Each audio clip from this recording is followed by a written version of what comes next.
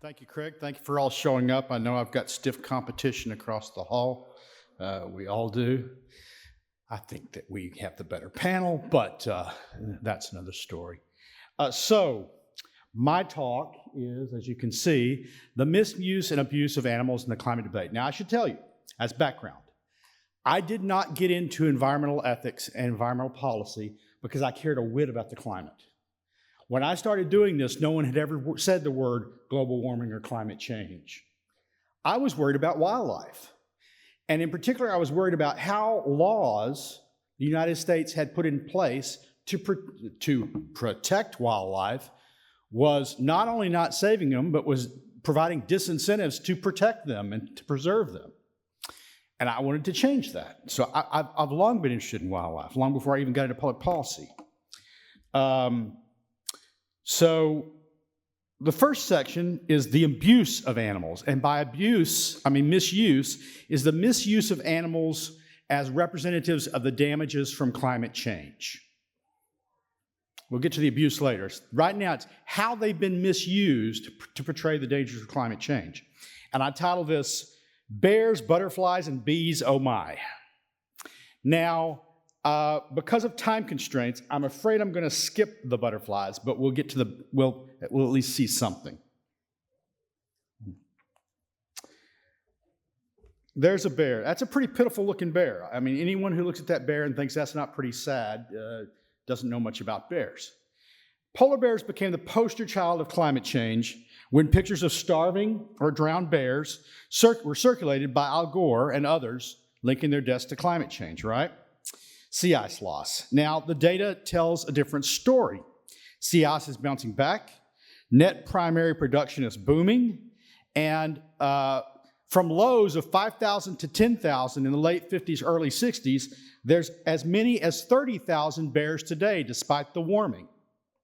You wouldn't know that if you saw Al Gore's film, or almost, anytime you see a bear, I hear this a lot. Oh, a bear attacked somebody. No, bears never attack anyone. They ate a woman and child in Alaska. And it's like, well, their population has tripled, and the human population in the same area has more than doubled.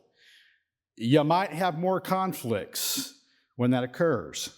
Now, so what's the truth about bears?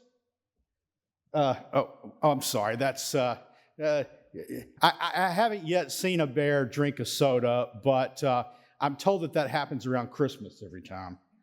The truth about bears is this. Now, that's a healthy-looking bear. And she's got 2 cubs. And 3 cubs now aren't rare because nutrition is up, because net primary production is up, despite the fact that sea ice shrunk some in around 2012. Another bear in danger. He doesn't look skinny to me. Maybe it's just me, but that's a pretty healthy looking bear. If I looked that healthy, people would say, you need to lose some weight, Burnette. So bears are up. And now the main reason for this, why did bears first start increasing? Well, unregulated hunting was ended. You can't bring a trophy in the United States now, but even while there was regulated hunting, populations were going up because they were managing the bears. The natives were managing the bears. But also because net primary production is up. Phytoplankton and algae and things that seals and things live on are doing better, so seal populations are going up. So are other populations. Everyone thinks, oh, well, bears, they only eat seals, and if they can't get them on the ice, they just won't get them. That's a lie. Every bear is an omnivore. Bears will take walruses. Bears will take muskox if they can. They'll get caribous going through if they can. Bears will eat Arctic foxes if they can get a hold of them. Bears will eat just about anything.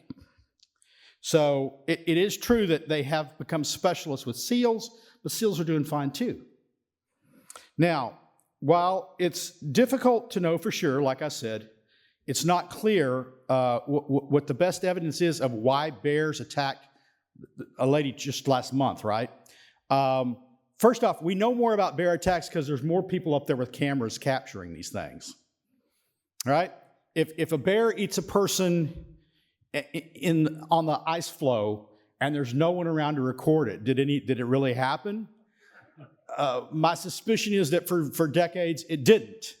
But now there are people with cameras everywhere.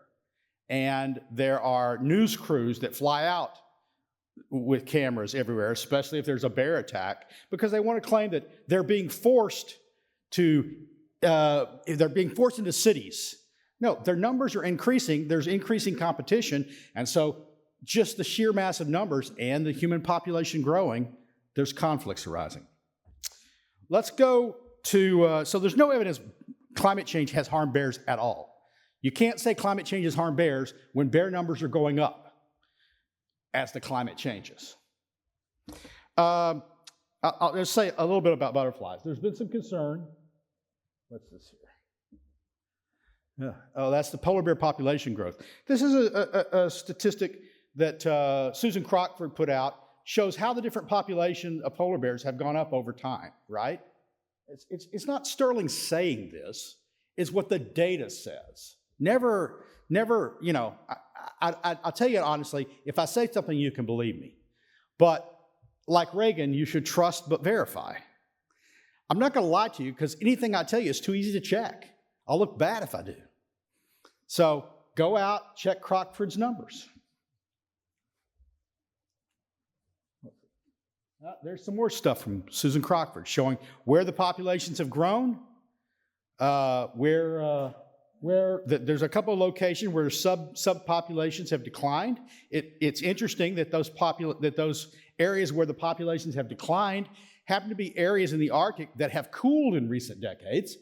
So rather than the increase in ice making it better for bears, it's making it harder for them to hunt because the sea ice there is thickening.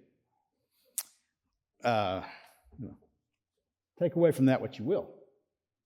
Here we are, butterflies. I love butterflies. I go to butterfly exhibits, museums, whatever you want to call them. Avarian? I forget what they're called. But the places where they have butterflies from all over the world, they keep it. I love them. Beautiful animals. There was claimed a few years ago that world's butterflies are disappearing. And they said the Western butterfly population are declining at an estimated rate of 1.6 a year. The way the study was reported is they looked at 450 butterfly species. Turns out, no, that's not what the study said. There are 450 they'd like to have looked at, but they only looked at 289 of those species. And 23% of those populations had growing populations, 40% had declining populations. So it was not the case that all the butterfly species were declining. Some were increasing. Well, okay, but the 40% that were declining that they looked at, what does that mean? Is it climate change?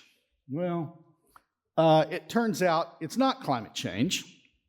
Well, it is regional climate change to some extent. You have forests that have now taken over meadows because the forests aren't managed. And the meadows is where the grasses were that butterflies did well in.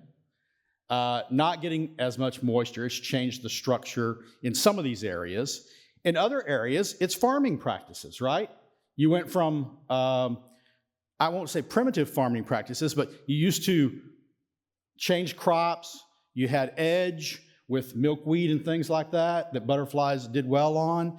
Now you spray everything with heavy pesticides, you clear it from fence row to fence row. Well, butterflies don't have as much habitat. So what they haven't done is identified a single species of butterfly that has been endangered by climate change rather than habitat changes from various other things. This is Jim Steele. He's the author of Landscapes and Cycles. He was director of the San Francisco State University field campus from 1984 to 2010. He studied them. And he concluded landscape changes and natural ocean cycles could account for most of the observed ecological disruptions. I began intensively investigating the evidence for other claims that disruptions in ecology of butterflies and pica small mammal in the West. In our local region, every disruption was more parsimoniously attributed to events other than climate change. So some species are increasing, some of those species are decreasing, but none of the decreasing ones can be tied to climate change. So they don't make a good poster child. They're being misused. Then there's honeybees. Many media outlets have blamed the loss of honeybees on climate change. The honeybees have gone into decline in the US, not worldwide. If it was climate change and it's global, why not worldwide? It turns out that even the EPA doesn't say it's climate change. So here's your beautiful honeybee. I've been stung by my fair share. Fortunately, I'm not allergic. I don't advocate it as a practice. There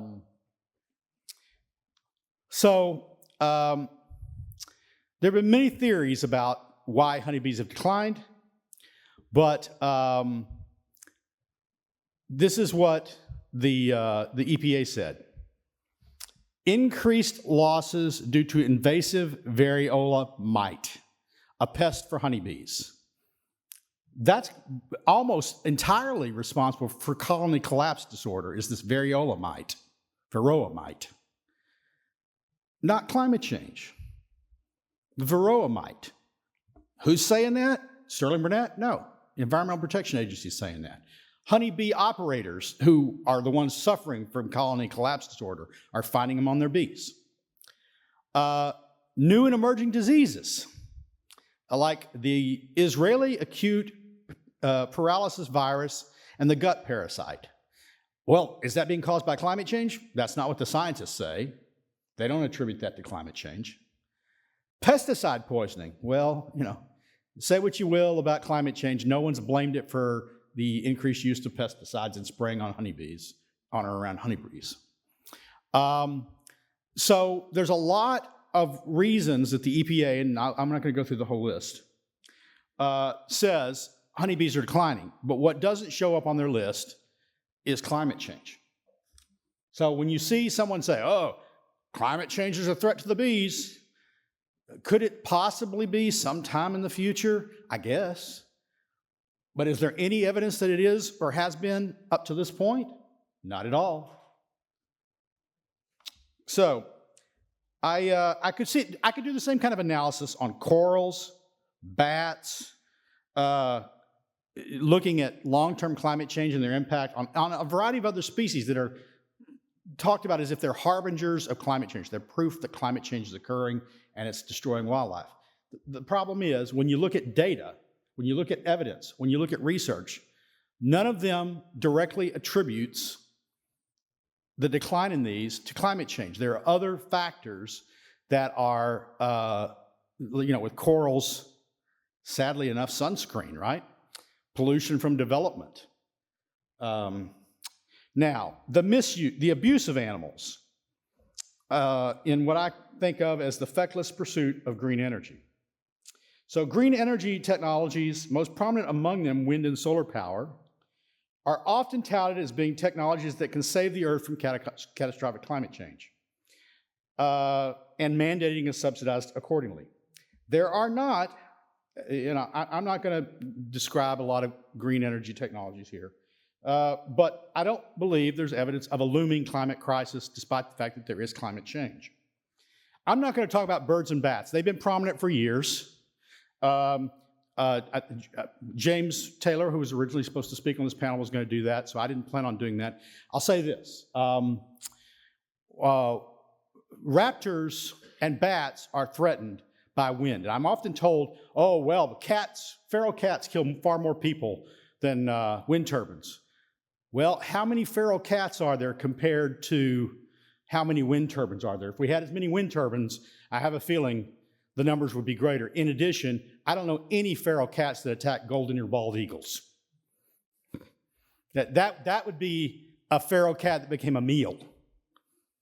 So they can't be attributed. Let's see, which ones? Those are U.S. temperature records. So there's a beautiful picture of a bird. There's a reason why a Sierra Club or an Audubon Club scientist in San Francisco once called wind turbines the Cuisinarts of the air. Think about that. They slaughter birds, right? And in part, it's natural, because you got to think about where wind turbines make the most sense. I'm going to go. I'd like to go back, but evidently I'm not. There you go. Wind turbines work where winds blow fairly constantly for extended periods of time. Those also happen to be migratory bird corridors. So you've got a lot of birds flying through where they want to erect the first, at least the best wind turbine sites. Now they're putting wind turbines in less effective sites because they filled up the best wind turbine sites. But you're going to have more birds. If we'd been building wind turbines in the 60s, my suspicion is Silent Spring would have not been written about pesticides. It would have been written about green energy. That's all I'm going to say about birds and bats. The desert tortoise. Oops, sorry. Solar farms and the desert tortoise. Well, desert tortoise is endangered. Industrial solar projects threaten the endangered desert tortoise. Who says so? Well, the federal government. That's why they said, we're going to put restrictions on how you have to site them and where you site them.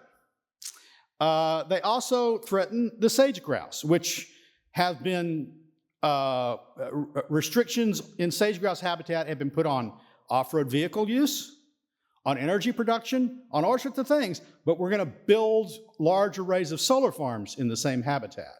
So evidently, the rules don't apply when Biden gets it in his craw that we've got to have more and more green energy. So they share much of the same habitat, but not solely. Now, they're both protected by federal law, The scare quotes are for a reason. They don't seem to be doing much protection of the desert tortoise when it comes to green energy. So what they did is they started putting solar farms in tortoise habitat. And they said, well, what we're going to do is we're going to put areas where desert tortoises can go under the fence and still enter. Well, what's he going to eat when the solar panels have blocked his food source?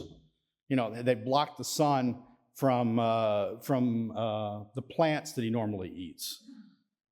Okay, well, what we're going to do instead is we're going to transport them, we're going to relocate them to other habitats. Well, ask yourself this. Why weren't the tortoises in those habitats already?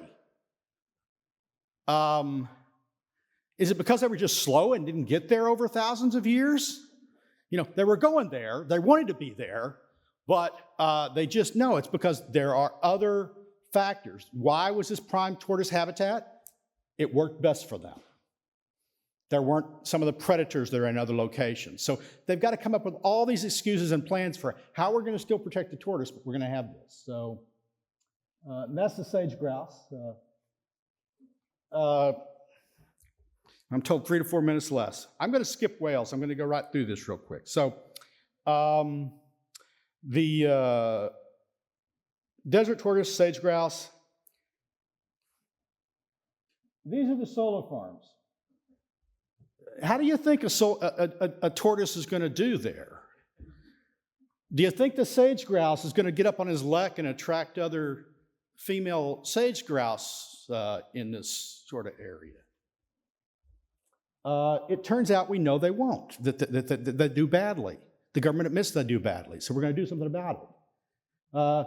Here's headlines. Say, desert tortoise deaths raise concerns about solar farms and energy needs. I'm not saying this. Even the press knows this. For desert tortoises, road to extinction, paved with solar panels. Headline, local radio station.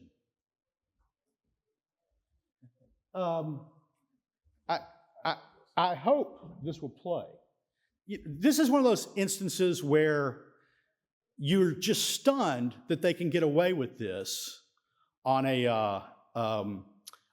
a modern television show in this modern age. This is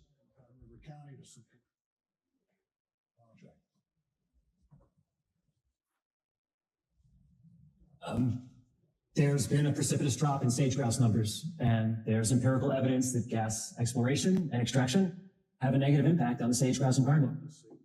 What effect do you think 7,000 acres of solar panels are going to have on their environment? There's no evidence that solar panels would have any impact on the sage-grouse What do they environment. do with the sagebrush when they put in the solar panels? They would clear it before putting in the solar They panels. remove the sagebrush. Yes, sir. Sagegrass live in the sagebrush. They do. And you don't think removing the sagebrush is going to have an effect on the population? I just said there's You no know what evidence. scares me about you, Stanley? You're serious. You're looking at me and you're not joking. I think top of my agenda today is going to be budget discipline. You're all fired. I got to wrap this up. I'm not going to talk about Wales. Dave Stevenson's going to talk about Wales, but we could have talked about offshore wind in Wales, because another huge thing, 350 right whales, folks. How many can we allow to die and still expect it to survive? Well, the Department of Interior says not a single single one a year. And yet we've had 2 North Atlantic right whales washed up in the last month. And nothing's changed there, but what? Sonar testing for wind farms. Shipping is down due to the supply chain issues. It still hasn't recovered from the pandemic. There's no more fishing there than there was before. The only thing that's changed is offshore wind being tested with sonar, but that has nothing whatsoever to do with whale deaths. Thank you, Sterling.